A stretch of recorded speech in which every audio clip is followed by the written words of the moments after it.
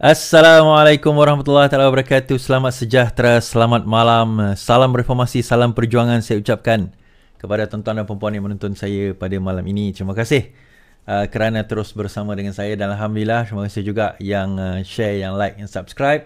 Terima kasih yang menunggu live kita setiap malam untuk apa orang kata mendengar berita-berita terkini yang saya bawakan dan juga mungkin perkembangan-perkembangan terbaru dan sebagainya kan.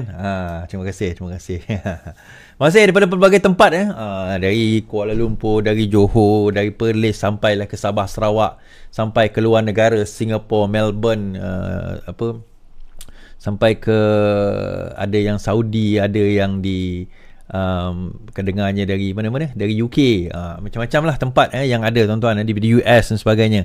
Terima kasih yang terus mendengar, yang terus nak mengambil tahu yang cakna tentang perkembangan politik dan juga tentang isu-isu semasa yang berada di dalam, yang berlaku dalam negara kita. Baik, saya akan berbicara malam ini tentang beberapa perkara. Yang paling utama adalah tentang satu pengumuman oleh Jabatan Statistik Department of Statistics Malaysia, Jabatan Statistik Malaysia, mengenai kaedah kos sara hidup yang pertama yang diperkenalkan di dalam negara kita. Dia bukan pertama di dunia, yang pertama diperkenalkan dalam negara kita kerana Perdana Menteri menyebut tentang T15. Jadi orang kata T15 ni pendapatan dia sekian, T15 ni pendapatan dia sekian. Sebab saya dah kata dan Perdana Menteri pun dah kata dan Menteri Ekonomi pun dah kata, penentuan T15 itu belum ditentukan. Tak ada lagi kata T15 gaji RM15,000 ke RM20,000 ke gaji RM8,000 ke, tak ada lagi. Dan kalau tuan-tuan ambil statistik itu daripada 2022 ke bawah punya statistik, itu kaedah lama. So semalam Dawsam telah mengumumkan satu pengumuman yang baru berkenaan dengan satu kaedah yang baru. Satu kaedah yang baru penentuan kepada macam mana kerajaan hendak menyalurkan bantuan kepada orang yang sebetul dan sewajarnya menerima bantuan. Itu soalan dia. Okey, jadi kaedah lama yang digunakan iaitu pengklasifikasian mengguna pendapatan. Okey, so B40 sekian pendapatan dia, miskin tegar sekian pendapatan dia, M40 sekian pendapatan dia, T20 sekian pendapatan dia. Jadi kita dapati over the years, malah masa kita jadi pembangkang dahulu, mendapati bahawa perkara ini tidak adil. Kerana apa tuan-tuan? Kerana penentuan kos sara hidup itu tidak cukup sekadar hanya pendapatan.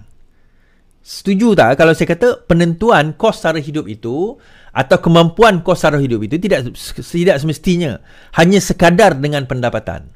Kita sewaktu jadi pembangkang pun kita kata macam tu. Sekarang kita dah jadi kerajaan, maka kita telah devise satu mekanisme bagaimana kita nak menentukan secara fairly lah. Kita nak puaskan hati semua orang ni memang susah, tetapi at least secara umumnya nampak adil dan kita cuba berlaku adil sebaik mungkin, iaitu kaedah baru mengukur bagaimana dinamakan pendapatan wajar. Kerana apa? Kerana pendapatan ini berbeza.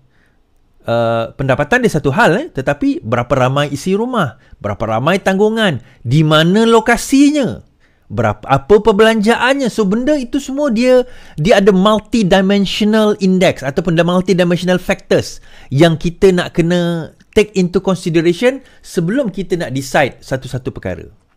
Okey, sebelum kita nak decide satu-satu perkara, terutama melibatkan kos sara hidup. Dan kita tak menafikan. Orang kata kos sara hidup kita meningkat, kos sara hidup kita meningkat. Betul, kita setuju. Tetapi berapa peningkatan? Di mana anda tinggal untuk peningkatan tersebut? Berapa banyak? Ini benda ni yang perincian ini yang sebenarnya kerajaan-kerajaan sebelum ini tak pernah buat. So kerajaan Madani dalam inisiatif yang pertama ini telah mewujudkan satu sistem baru untuk menilai perkara ini, dan tuan-tuan boleh gunakan dan cuba untuk memahami bagaimana penilaian tersebut dibuat. Saya akan tunjukkan kepada tuan-tuan sebentar lagi, dan tuan-tuan boleh gunakan perkara tersebut untuk tuan-tuan measure pendapatan tuan-tuan. Kita akan tengok kejap lagi. Alright. Kejap sebelum saya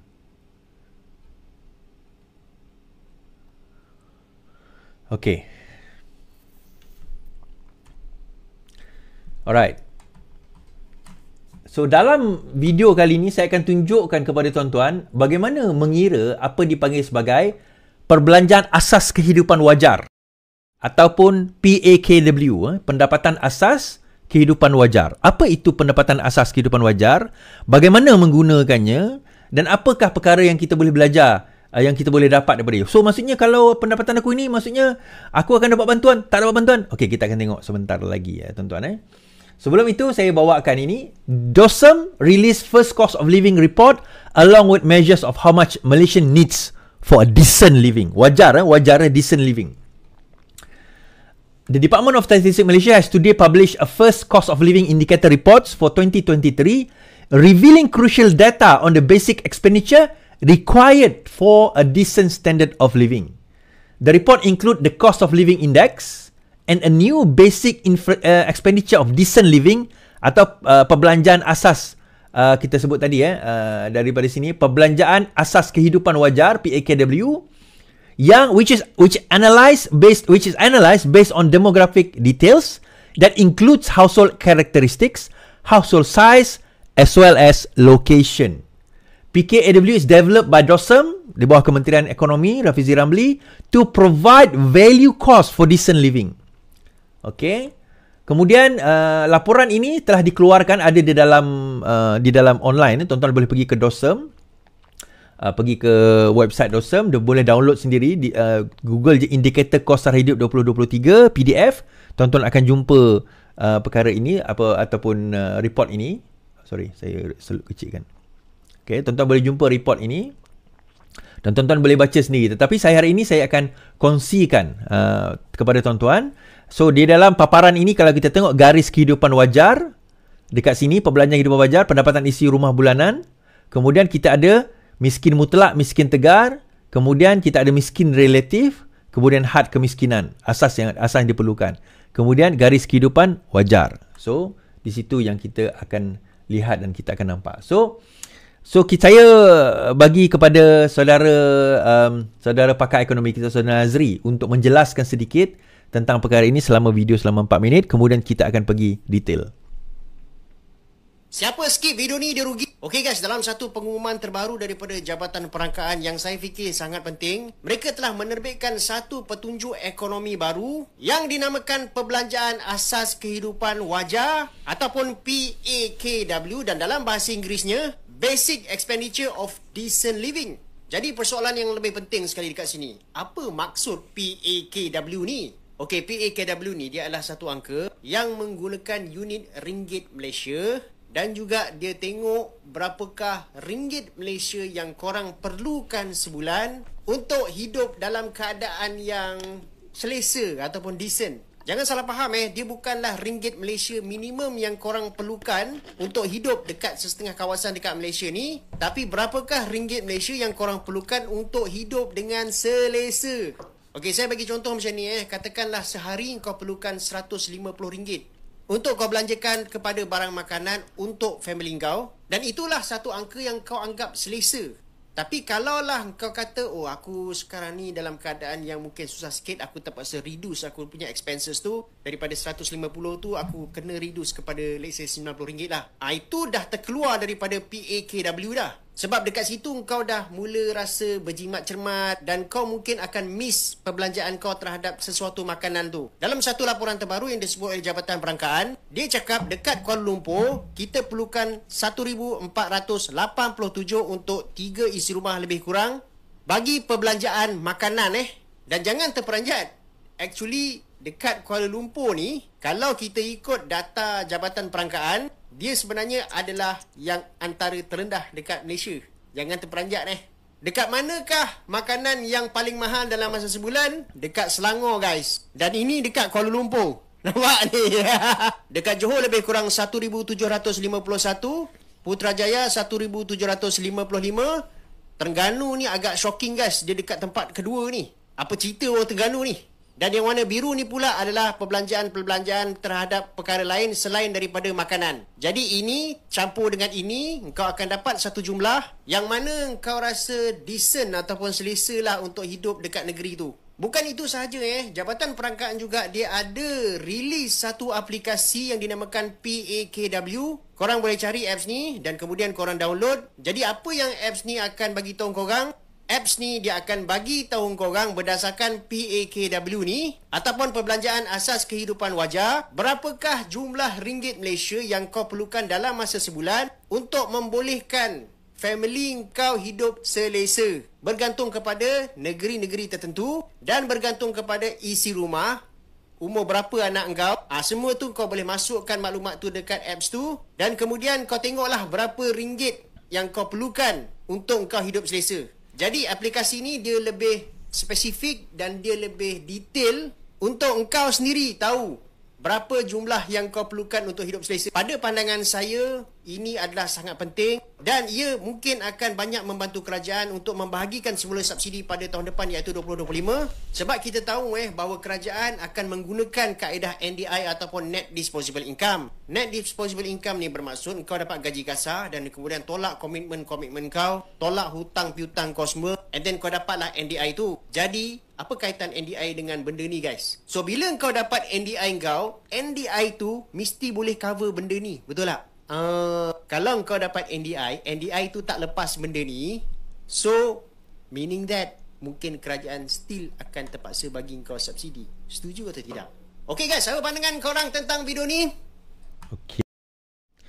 Right. Dan surprise juga di dalam statistik tadi kalau kita tengok, Selangor paling mahal makan dia.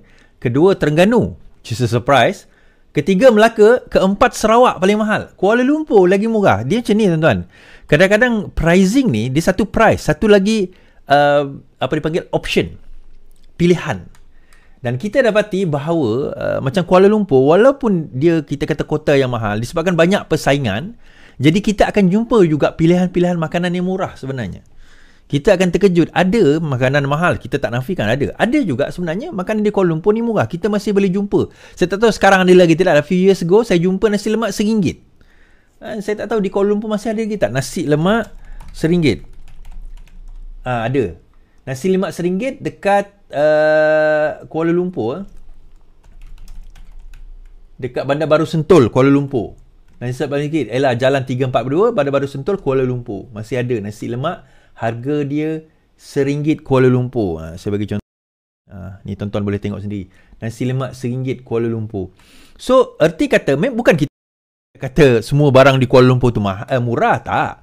Tetapi alternatif itu ada. And surprisingly, not surprise juga, di Sarawak nombor 4 makanan paling mahal.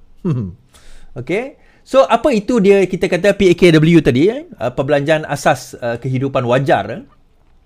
Kita kata di mana di sini, macam yang diserangkan oleh Nazri tadi, berkenaan dengan apa orang kata calculator. Okey, bagaimana kita nak melihat daripada segi asasnya setelah ada NDI, net disposable income, pendapatan bersih kita boleh cover ke tidak apa orang kata makanan kita, benda yang asas lah, makanan kita dan juga benda-benda asas yang lain yang kita perlukan. Jadi daripada situ kerajaan telah mewujudkan satu calculator dinamakan MyPAKW. Saya calculator ini tuan-tuan tengok dekat sini ya. Okey, pengenalan PKW, kemudian dekat sini PKW ni apa dia punya detail dia. Alright, kegunaan dia. Okey. Kita boleh tengok. So kita ambillah contoh perbelanjaan isi rumah ini. Ambillah contoh isi rumah. Katakanlah kita ambil average isi rumah dia, tuan-tuan, suami, isteri, 3 anak. Kita ambil 5 orang. Okey, negeri mana? Kita ambil contohlah, kita ambil Kelantan. Dia 5 orang ni ditinggal dekat Kelantan. Daerah mana? Kita ambil lah, apa orang kata, kita ambil Kota Baru. Kita ambil Kota Baru. Lokaliti mana? Kita ambil bandar di Kota Baru. Okey, katakanlah yang ayah dia tu 30 hingga 59 tahun, lelaki. Mak dia tu 30 hingga 59 tahun, perempuan. Anak dia yang pertama tu kita ambil lah umur dia, katalah yang pertama 16 hingga 18 tahun. Yang kedua kita ambil lah 10 hingga 12 tahun, lelaki juga. Yang ketiga kita ambil lah bawah tu 7 hingga 9 tahun, kita ambil perempuan contoh. So daripada sini kita kira. So di kawasan Kota Baru, Kelantan, untuk jumlah sebuah keluarga yang mempunyai 5 orang, dipanggil perbelanjaan asas kehidupan wajar. Wajar untuk dia RM5,323 wajar. Okey, so maksudnya lepas ni kalau aku pendapatan kurang ni boleh dapat bantuan kerajaan ke? Bukan, belum lagi. Belum lagi. Mekanisme bantuan itu belum lagi. Ini hanya untuk mengira pendapatan wajar. Ini ada yang salah kira ni. Dia kata, oh, aku ni kata 5,320. Oh, pendapatan isi rumah kami kalau ikutkan lebih kurang dalam 4,000 je. Oh, boleh dapat bantuan. Bukan saya kata tak boleh, tapi bukan saya kata boleh. Maknanya mekanisme bantuan itu belum lagi ditentukan oleh kerajaan. Cuma sekarang ini kalau kita dapat data ini, daripada situ kerajaan boleh menilai, okey, di negeri ini berdasarkan kepada demografik ini, bukan negeri saja tetapi daerah terperinci. Maka ini contoh tuan-tuan, saya bagi satu lagi contoh. Okey, katakanlah dia pula dia 5 orang juga. Dia kalau kita tengok tadi 5,323. Tetapi dia bukan tinggal di Kelantan. Dia tinggal di mana? Di Sarawak. Okey. Daerah mana dia dekat Sarawak? Kita ambil lah daerah dia dekat Kuching. Kuching dekat mana? Kita ambil tengah bandar. Alright? Ni semua sama ni. Semua sama. Statistik ni semua sama. Kita tadi berapa? 3,000 kan dekat Kelantan. Di Sarawak, Kuching 7,000 tuan-tuan. Okay? Ini Kuching Sarawak 7,000 pendapatan wajar yang diperlukan untuk hidup di Kuching, bandar Kuching Sarawak ni. Baik, kita ubah pula. Ini tadi 3,000 Kelantan, 7,000 Sarawak. Kita ambil dekat Sabah. Okey, Sabah kita ambil lah kota Kinabalu, kan? Daerah dia lokaliti bandar. Lain semua sama. Anak 5 orang dengan jumlah sama. Kalau kita kira 6,230. Maknanya Sabah, pendapatan kehidupan wajar bulanan Sabah lebih kurang berbanding dengan Sarawak, tetapi lebih tinggi berbanding dengan Kelantan. Baik, kita ambil pula contoh Terengganu. Daerah Terengganu kita ambil Kuala Terengganu, kita ambil lokaliti bandar, lain semua sama. Kita kira 5,966. Kuala Terengganu lebih tinggi daripada di Terengganu, Kuala Terengganu lebih tinggi daripada Kelantan, kurang sikit daripada Sabah dan Sarawak. And obviously. So perkara ini kita boleh tengok, tuan-tuan boleh nilai sendiri. Kita ambil wilayah persekutuan, kita ambil wilayah persekutuan Kuala Lumpur, kawasan bandar, average sama 7,916, lebih kurang dengan Sarawak, atas sikit je daripada Sarawak. Tetapi kalau dia tinggal dekat Selangor, contoh dia tinggal dekat Selangor, ambil lah Selangor. Dia tinggal dekat Selangor, daerah dia katakanlah kita ambil Hulu Langat lah. Kita ambil Hulu Langat, kawasan bandar. Hulu Langat, kawasan bandar Selangor, kita kira 7,346 lebih. Tetapi di Selangor juga, kalau kita kira bukan Hulu Langat, kita ambil lah Petaling Jaya. Kita ambil Petaling. Kita ambil Petaling, kawasan Petaling Jaya. Tadi dekat Hulu Langat 7,000. Tetapi dekat Petaling Jaya 8,000. So dia berbeza. Walaupun kawasan yang sama, Hulu Langat dengan Petaling tu tak jauh. Tetapi tengok perbezaan kehidupan wajar, perbelanjaan asas kehidupan wajar dia berbeza jauh. 8,000 jadi dia. Jadi kita tak boleh. Sebab itu saya kata measures yang kita B40, M40, T20 tu hanya melihat kepada pendapatan tu tak adil. Kerana setiap daerah tu juga berbeza-beza. Kan, setiap daerah tu juga berbeza-beza. Macam saya tunjukkan tadi, PDF tadi berkenaan dengan pendapatan dan sebagainya. Kalau kita tengok, satu laporan penuh telah dikeluarkan, komposisi perbelanjaan isi rumah mengikut perbelanjaan statistik 2022. Ini statistik lah. Kalau kita tengok secara puratanya, peratusan perbelanjaan penggunaan isi rumah bulanan purata saiz di Malaysia 2022, makanan minuman. Tetapi yang saya nak tunjuk ni, berapa apa orang kata, bagi makanan, tengok, kalau kita tengok bagi makanan, purata perbelanjaan isi rumah, bulanan isi rumah mengikut negeri. Kalau kita tengok Selangor, tertinggi adalah 5,854, paling tinggi di Selangor. Kuala Lumpur, kita biasalah yang Kuala Lumpur Selangor ni kita faham. Wilayah Persekutuan Labuan, Melaka tuan-tuan, dan Putrajaya, ini yang paling tinggi, 5 tertinggi. Yang terendah Perak, Kedah, Perlis, Pahang dan juga Negeri Sembilan. Interesting okay. Nah, kalau kita tengok pula dekat sini, purata perbelanjaan isi rumah mengikut makanan, untuk makanan, bulanan isi rumah makanan, untuk makanan sahaja di bandar 2023. Ini negeri, dia tak ambil secara spesifik negeri. Makanan bandar paling tinggi adalah Selangor, kedua Terengganu, ketiga Melaka untuk makanan. Dan terendah, interestingly, Perak, wilayah persekutuan dan Perlis. So bermakna walaupun cost of living di Kuala Lumpur itu tinggi, mungkin bayar rumah, komitmen lain dan sebagainya, tetapi makanan dia murah. Okay, Perlis dan Perak ni saya tak terkejut. Terutama Perak. Perak dulu saya pernah mancing, terkejut saya bayar murahnya kan. Terutama kawasan-kawasan kampung kan. Dan 6 daerah paling mahal, 6 daerah yang tertinggi daripada segi makanan. Tahu apa tuan-tuan? Kinabatangan 2000, Asajaya. Asajaya 2000 tuan-tuan. Asajaya 2000, Miri 2000. Miri ni saya tak surprise. Miri saya tak surprise sebab Miri ni kawasan tempat minyak. Tetapi Asajaya dan Semarahan. Asajaya ni bawah Semarahan. Semarahan ni Parlimen. Asajaya ni Dun. Ini bawah YB Karim yang tak nak isi padu dulu, ingat tak? Dia lah. Dia ahli Dewan Undangan Negeri ni lah. Kelang. Kelang kita tak surprise lah. Dan yang terendah Bukit Mabung, Selangau, Saratok, Kampar dan juga Jelebu. Daripada segi makanan. Alright, ini daripada segi makanan. Kemudian yang lain tu saya tak nak tunjuk, tuan-tuan boleh refer sendiri. Tapi ada satu statistik tadi yang saya nak tunjuk tentang indeks kenaikan isi rumah ataupun cost of living kita. Mana tadi saya tak jumpa. Okay, dan ada satu statistik yang saya nak tunjuk tadi tuan-tuan. Okay, sekejap Ini statistik dia. Indeks kos sara hidup dan kadar pertumbuhan tahunan mengikut negeri 2023. So bukan dia sekadar kos sara hidup, indeks dia bermula 100, tetapi pertumbuhan dia, maksudnya kecepatan pertumbuhan dia berapa. Dan kalau kita tengok dekat sini, Johor 103 indeks, kenaikan 3.5, maksudnya 2022 adalah 100, 2023 dia naik 103. So naik 3.5%.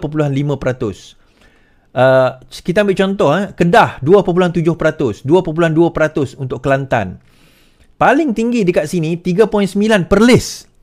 Kenaikan yang agak drastik tahunan dia. Sabah 2.6 average. Wilayah Persekutuan Putrajaya 4.6, agak tinggi kita kata. Dan kalau kita tengok statistik untuk Sarawak 3.1%, dia sama dengan Pahang. Selangor pun lebih kurang 3.2, Terengganu pun 3.1, Labuan 3.3. So average lebih kurang 3. Tetapi yang bawah 3 kita ada Kedah, Kelantan, Negeri Sembilan, Sabah. Yang ni semua bawah 3%. Maknanya daripada segi kenaikan tu agak tinggi, seperti contoh di wilayah Persekutuan. Kenaikan tahunan 4% daripada 2022 kepada 2023. So daripada sini kita dapat lihat statistik ini, kita dapat lihat secara umumnya, secara meannya, apakah pertumbuhan ataupun indeks peratusan perubahan kepada indeks kos hidup di dalam negeri-negeri tersebut. Kemudian purata perbelanjaan isi rumah, kehidupan wajar bulanan per kapita mengikut negeri. Ini per kapita, ni lain per kapita. Kalau kita tengok dekat Johor 1002, kita compare dekat wilayah Persekutuan Putrajaya 1004. Kemudian kalau kita tengok Selangor 1006, Sarawak 1000, Sabah 1080 ringgit, Perak 1100. Bermakna kalau kita tengok kat sini negeri seperti Selangor agak tinggi berbanding even dengan wilayah Putrajaya. Tetapi kadar kenaikan ataupun tahunan, kadar peratusan tahunan kenaikan tu lebih tinggi di Putrajaya berbanding dengan di Selangor. So itu kaedah kita nak melihat perkara ini. So kenapa penting untuk kita nak lihat perkara ini? Kerana kerajaan sekarang ini hendak memastikan bahawa kita rakyat dapat bantuan dengan secara adil. Yang layak, sepatutnya layak untuk mendapat bantuan tersebut. Okay, Is, mana saya nak dapatkan apa orang kata yang kita nak tengok tadi tu, yang calculator MyPKW. Tuan-tuan boleh apa orang kata, boleh QR, ambil QR ni, boleh pergi ataupun pergi ke Chrome dan type qcrd.org/7fpw ni. Tuan-tuan boleh pergi dan tuan-tuan akan pergi ke link tersebut. Tuan-tuan boleh isi sendiri dan lihat. Again, saya nak remindkan tuan-tuan, saya nak remindkan bahawa ini jumlah yang layak atau tak layak menerima bantuan, bukan.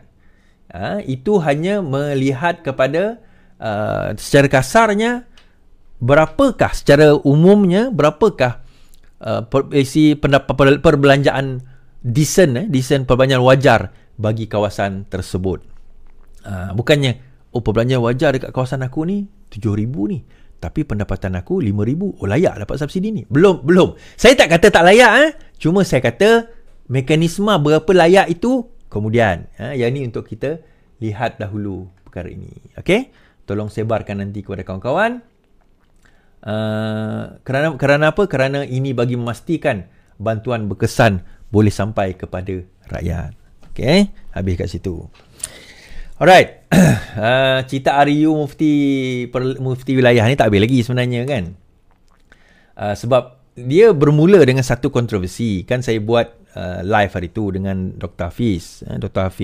Dr. Abu Hafiz, Ustaz Wanji dan juga Faizal Rahman. Okay. Kami ada buat live. Kami menceritakan tentang benda ni, benda tu dan sebagainya. Tentang RU, ketidaksetujuan kami dengan definisi Ahli Sunnah wal Jamaah. So, Dr. Abu Hafiz ni sebagai Special Officer kepada Menteri Komunikasi telah mengeluarkan RUU Mufti Abu Hafiz saran tukar Mufti Menteri Agama. Seorang ahli akademik UIA menyarankan agar Menteri Agama Memanaim digantikan dengan tokoh lain bagi menangani isu rang undang-undang Mufti Wilayah. Malah menurut Abu Hafiz, kerajaan juga perlu memberi pertimbangan kepada cadangan agar seorang tokoh yang lebih baik dipilih menduduki jawatan Mufti Wilayah. Mengulas mengenai kemelut berkenaan yang sehingga ini belum menampakkan jalan keluar, Abu Hafiz berkata, semakin terserahlah agenda pihak yang memperjuangkan isu tersebut. Kenapa semakin terserah, tuan-tuan? Kerana di dalam satu interview, Mufti mengatakan bahawa ini kaedah cara kita untuk menentukan yang mana ahli sunnah, yang mana sesat. So, bila kita mendefinisikan secara sebegitu, maka persoalan dia adalah adakah mereka yang memegang selain daripada Asy'ari Maturidi yang masih dalam lingkungan ahli sunnah wal jamaah itu boleh dianggap sesat? Itu satu persoalan. Alright. Boleh dianggap sebagai sesat. Jadi itu satu persoalan yang perlu dijawab oleh Menteri Agama sendiri, perlu dijawab oleh Mufti sendiri. Perkara ini tidak dijelaskan secara jelas, melainkan satu kenyataan. Mereka kata bahawa RUU ini hanya untuk Mufti. Tetapi bila diinterview Mufti, pelantikan Mufti hanya untuk pelantikan Mufti. Bila diinterview Mufti, Mufti kata definisi itu untuk menentukan siapa ahli sunnah dan siapa yang sesat. Dah timbul masalah. Timbul masalah dekat situ. Jadi adalah cabar-mencabar berlaku kan. Cabar-mencabar berlaku. Ada yang kata ni, salah seorang yang nak mencabar ni. RU Mufti Zamihan cabar Abu Hafiz berdebat.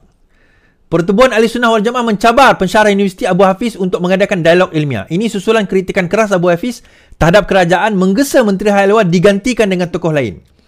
Maka wakil asjara telah menghubungi Abu Hafiz namun belum mendapat apa-apa respon berkenaan dialog ilmiah bersama Abu Hafiz. Atau saya sendiri berkaitan RUU Mufti Wilayah.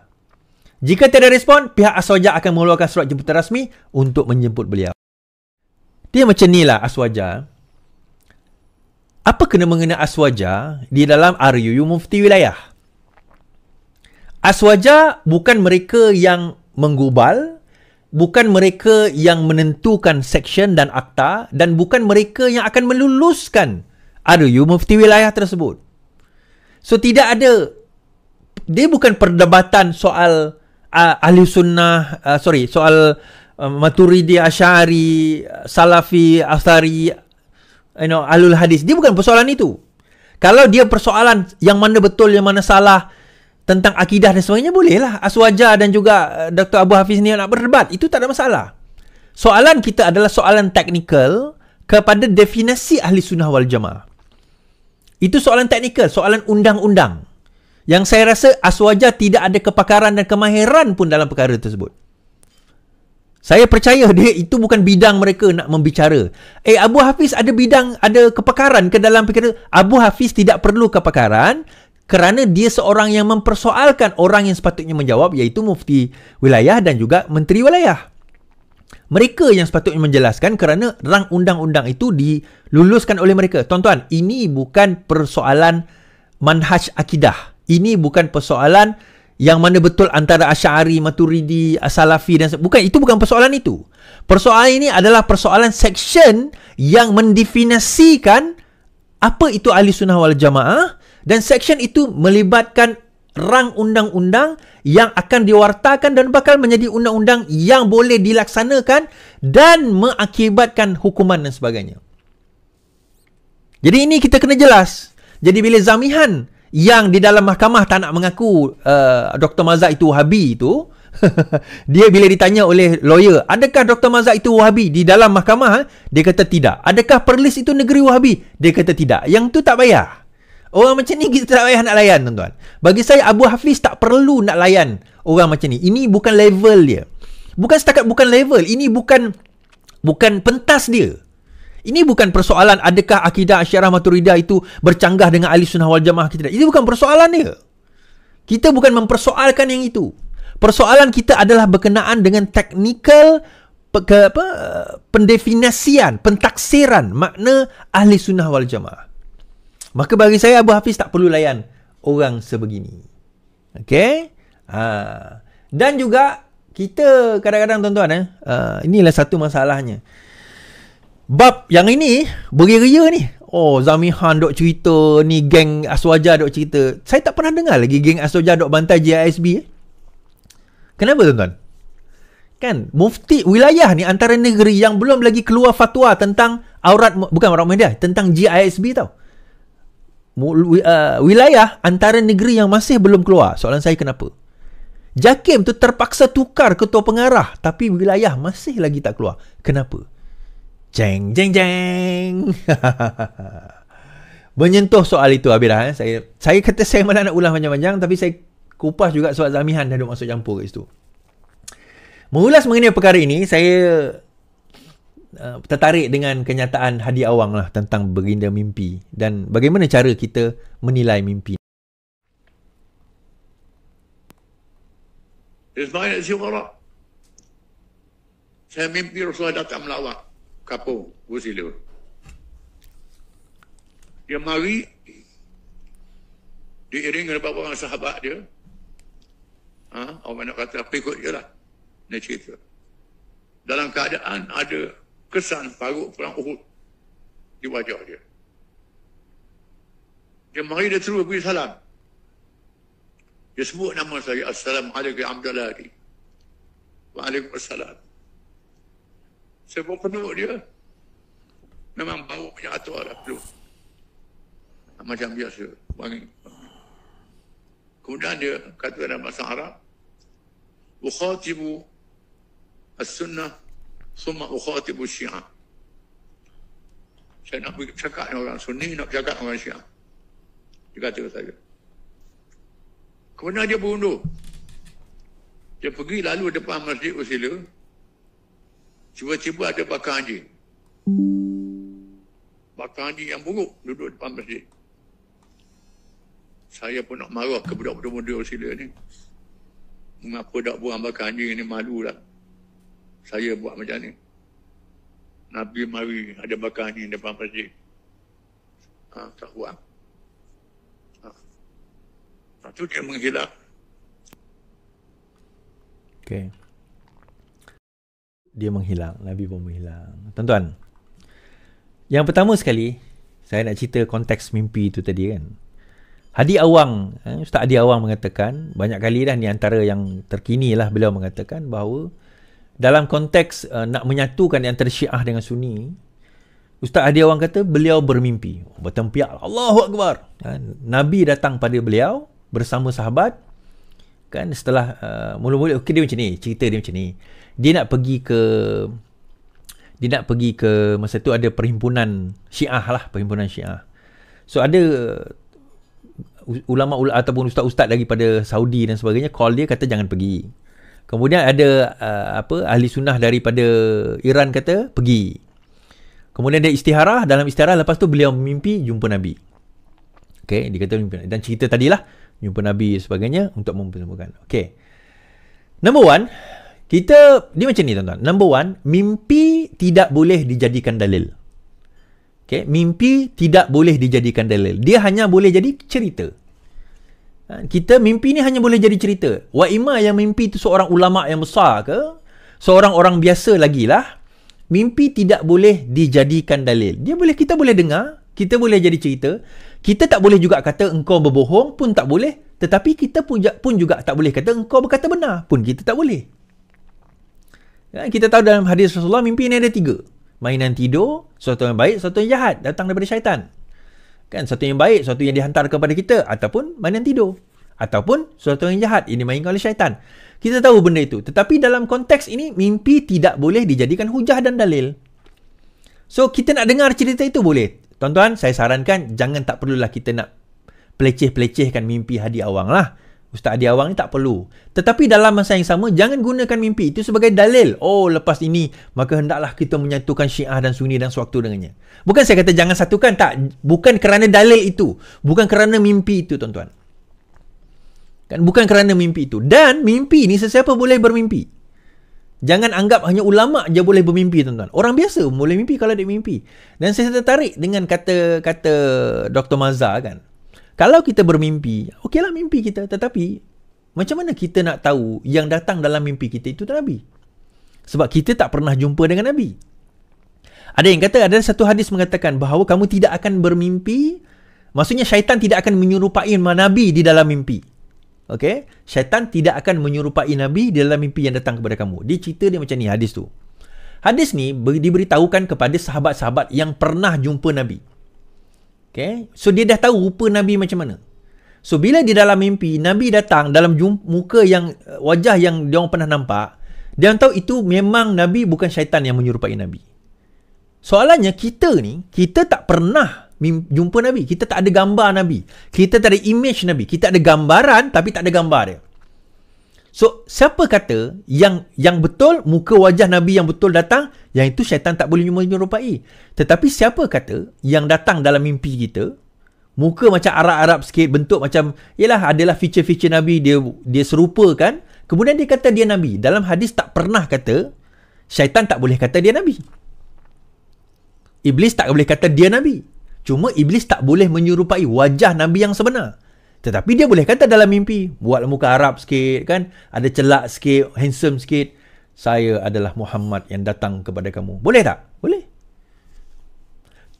Tuan-tuan, jangan salah sangka, jangan salah orang kata, sangka pula seolah-olah saya kata yang datang dalam mimpi Hadi tu syaitan iblis. Bukan. Itu bukan. Jangan. Poin saya adalah hujah, dalil, maksudnya datang Nabi di dalam mimpi kita itu bukan dalil, bukan hujah. Itu mimpi. Kalau datang kepada kita, hati kita seronok dan sebagainya, mungkin kerana kerinduan kita, alhamdulillah, itu rezeki kita. Dan sebenarnya tak perlu kita cerita ke orang. Tuan-tuan, saya nak kata, siapa kata saya tak pernah mimpi jumpa Nabi? Siapa kata saya, Iswardi Morni, tak pernah mimpi jumpa Nabi? Tak ada siapa boleh menafikan. Kan, cuma saya cerita tak cerita, itu cerita lain lah. Kan, adakah saya lebih mulia daripada orang lain kerana saya pernah mimpi jumpa Nabi? Tak. Itu adalah mimpi saya. Tidak menjadikan saya lebih mulia daripada orang lain. Alah, kau nak menipu Is. Macam mana kau tahu aku menipu? Adakah ada level-level tertentu menyebabkan kita boleh mimpi jumpa Nabi? Tak ada. Tidak ada. Oh, hanya ulama' je boleh mimpi jumpa Nabi. Specialnya ulama'. Tak ada, tuan-tuan. Dalam Islam, kita tidak ada kasta-kasta. Kita tidak ada level-level yang boleh mencapai satu-satu maqam. Semuanya ahsanul amalah. Semuanya amalan kita. Dan membawa kepada ini, kadang-kadang saya takut benda ini akan jadi satu kemelampauan. Sehingga menggunakan benda ini. Ini geng-geng mufti suka. Bukan mufti Perlis. Selain daripada mufti Perlis, sukalah geng-geng mimpi kan. Tak maaf lah saya kata kan. Sebab tu dia bertakbir tu. Hanifah Maidin kata, terinspirasi mesej daripada Lipas, Hanifah kupas ancaman DAP. Muhammad Arifah Maidin berasa terinspirasi setelah membaca mesej daripada Bali daripada PAS yang bercakap tentang cahaya dan kebenaran mengatasi kegelapan dan kebatilan. Bekas Menteri Undang-Undang berkata, bagi mengulas dakwaan ancaman terhadap status quo di Malaysia oleh DAP yang sering dilontarkan pemimpin PAS sebelum ini, Hanifah mempersoalkan bagaimana DAP dengan segelintir wakil rakyat memegang portfolio kabinet yang boleh menggugat kedudukan orang Melayu Islam yang termaktub dalam perlembagaan. Saya buntu, saya tak dapat cari jawapan, katanya. Orang Melayu membentuk lebih 70% penduduk. Lebih ramai gabungan China-India. Jadi dakwaan untuk menimbulkan ketakutan itu tidak masuk akal. Terdapat hanya satu kesimpulan. Dakwaan itu mengarut, katanya. Hannibal kemudian menyentuh penurunan kadar kelahiran di kadar orang Cina dan India berbanding orang Melayu. Mengambil kira faktor ini membuktikan tiada ancaman pun kepada rangka kerja sedia ada pada masa hadapan. Satu, dua kenyataan media bendera asing tidak boleh dianggap sebagai ancaman itu wujud. Itu retorik hyperbolik. Retorika yang dibesar-besarkan. Itu kadang-kadang persoalan kita kepada geng-geng ni, tuan-tuan. Kan mana datang ancaman yang dikatakan ancaman tu? Bila kita tanya soalan itu, dia orang tak boleh jawab. Dan mereka menjawab dengan jawapan-jawapan mimpi dia. Mungkin macam ni, mungkin macam ni, mungkin. Tuan-tuan, kalau nak cerita mungkin, ada kemungkinan Iswardi ni jadi Perdana Menteri Malaysia. Kan? Kan mungkin Iswardi nanti akan jadi Perdana Menteri Malaysia. Amin, kita kata. Tapi adakah kebarangkalian besar itu akan berlaku? Sukarlah. Nak kata mustahil, tidak. Itu kerja Tuhan, rezeki Tuhan kan. Tapi kebarangkalian kita tengok berdasarkan kepada perkembangan politik dia, kekuatan dia sebagainya, nampak sukar. Tapi mimpi tu ada. Ada tak kemungkinan satu hari nanti kita kata Hadi Awang tu jadi Perdana Menteri? Ada kemungkinan. Tapi kebarangkalian tu agak sukar lah. Bukan mustahil, sukar. Kerana apa? Faktor usianya, kesihatannya, pemikirannya. Benda-benda macam tu menyukarkan kebarangkalian itu berlaku. Tapi tidak mustahil. Jadi sama juga dengan cerita retorik. Orang bukan Islam akan mengancam kita. Retorik permainan politik. Geng-geng pelampau agama dan juga bangsa ni, tuan-tuan. Dan geng-geng pelampau agama dan juga bangsa ni akhirnya berpecah. Bersatu Tenggara bubar. Ketua 15 AJK umum keluar parti. Bersatu Bahagian Tenggara didakwa terbubar serta-merta susulan keputusan ketua dan 30 ahlinya termasuk 15 AJK yang mengumumkan keluar daripada parti berkenaan. Ketua Bersatu Bahagian Tenggara Hassan Rashid berkata keputusan itu dibuat sebulat suara setelah mempertimbangkan beberapa faktor termasuk hilang keyakinan terhadap kepimpinan tertinggi yang dilihat gagal menguruskan parti selain tidak telus dalam melaksanakan tanggungjawab. Beliau mendakwa tindakan pimpinan tertinggi menghantar notis rasmi pembatalan bagi Kota Jaya Selatan, Bandan Tenggara Selatan dan Sungai Telur sehari sebelum ia berlangsung adalah sesuatu yang tidak cermat. Selain itu, sayap Seri Kandi di Tenggara Selatan, Penggili Timur, Pelepah Valley yang layak bersidang juga tidak tersenarai dalam perwakilan pemilihan jawatan Seri Kandi bahagian Tenggara, malah jawatan itu telah digantung daripada bersidang. Ini kerana jawatan kuasa untuk untuk cawangan ini layak untuk mengundi sebenarnya. Kerana undian mereka itu berkemungkinan akan tidak menyebelahi mereka. Kan, belah Johor ni, saya malah nak sebutlah kan, tim siapa kan. Berkemungkinan mungkin tidak menyebelahi mereka. Dan daripada situ, dengan kemungkinan itu, maka ada foul play di dalam permainan. So bersatu ni tuan-tuan, macam saya kata sekarang ini dia retak menunggu belah lah. Daripada dulu lagi saya kata retak menunggu belah kan. Tapi tak belah-belah lagi ni. Tak apa. Dana dia pun dah mula kena freeze. Pemimpin-pemimpin mereka pun dah mula kena dakwa. Dah mula didakwa, dah mula ditangkap, dah mula di freeze. Safe house dah mula digeledah. Kartel-kartel mereka. Saya kata ni kartel-kartel mereka dah mula didedahkan. Nafas hari tu dah di-freeze kan. Dah mula didedahkan. Tuan-tuan, kita akan ingat kerajaan ini serius dalam membenteras rasuah dan juga memastikan tata kelola berada dalam keadaan yang terbaik. Jadi dari itu, kita terus support kerajaan insyaAllah dan kita pastikan negara ini menjadi negara yang lebih baik. Sekian daripada saya. Terima kasih tuan-tuan dan puan-puan yang menonton. Selamat malam. Selamat beristirahat. Yang penting, lawan. Tetap lawan. Assalamualaikum.